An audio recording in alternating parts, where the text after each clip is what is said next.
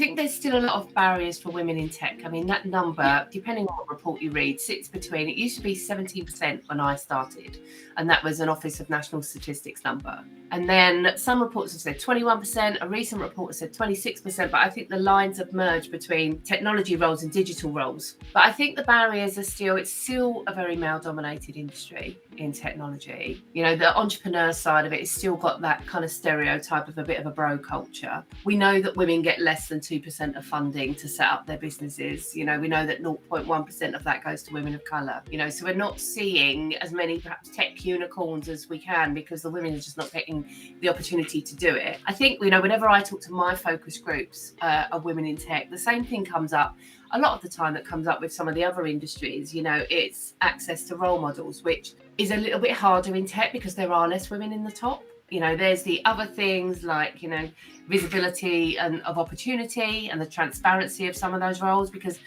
I suppose if you've got a tendency where something is very male dominated, those jobs get, you know, propagated around that particular group. And you may, as the woman, be part of that out group. You know, you're not at the pub, or, you know, you're just not getting visibility of the opportunities because you're not in the right room. So I think that also acts as a bit of a barrier for women in tech.